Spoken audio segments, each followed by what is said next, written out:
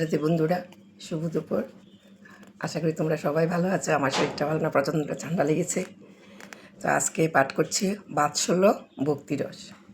শ্রী ভগবতের দশম স্কন্ধে শীল সুখদেব গোস্বামী বলেছেন, সমস্ত বেদে যাকে পরম দেবতা বলে স্বীকার করা হয়েছে, উপনিষদে যাকে নির্বিশেষ ব্রহ্ম বলে বর্ণনা করা হয়েছে, সমস্ত দর্শন শাস্ত্রে যাকে পরম পুরুষ বলে বর্ণনা করা হয়েছে, যোগীদের কাছে যিনি হচ্ছেন পরমাত্মা এবং ভক্তদের কাছে যিনি হচ্ছেন পরমেশ্বর ভগবান, সেই শ্রীকৃষ্ণকে মা যশোদা তার শিশু সন্তান রূপে লাভ করেছিলেন।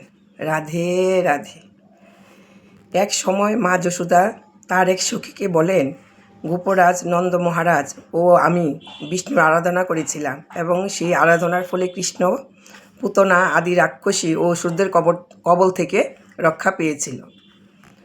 আমার অঙ্গনের অর্জুন বৃক্ষ দুটি অবশ্যই প্রবল বায়ুতাড়িত হয়ে ভূপতিত হয় এবং তখন যদিও মনে হয়েছিল যে কৃষ্ণ গিরি গোবর্ধন ধারণ করেছিল, তবে আমার মনে হয় বলরাম সহ নন্দ মহারাজ আসলে সেই পর্বতটি ধারণ করেছিলেন।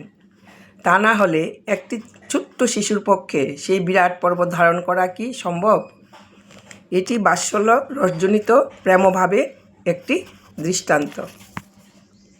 কৃষ্ণের প্রতি গভীর অনুরাগবশত ভক্ত মনে করেন যে তিনি কৃষ্ণের থেকে বড় এবং তিনি যদি কৃষ্ণের লালন পালন না করেন তাহলে কৃষ্ণ বাঁচবে না। রাধে রাধে, জয় শ্রীকৃষ্ণ।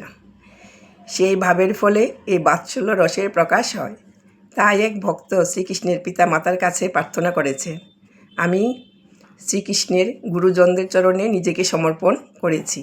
তারা সকলেই শ্রীকৃষ্ণের সেবা করতে এবং তার লালন পালন করতে আকুল হয়ে থাকেন। সমস্ত জগতের পিতা যে পরমেশ্বর ভগবান, তার প্রতি স্নেহশীল সেই সমস্ত ভক্তদের উদ্দেশ্যে আমার সশ্রদ্ধ প্রণাম নিবেদন করি। এই বলে আজকে বন্ধুরা পাঠ শেষ করেছি। তোমাদের কেমন লেগেছে বলো। আজকে আমার গলাটা খুব খারাপ, খুব ঠান্ডা লেগেছে। তোমাদের যদি ভালো লেগে থাকে তাহলে কমেন্ট করবে।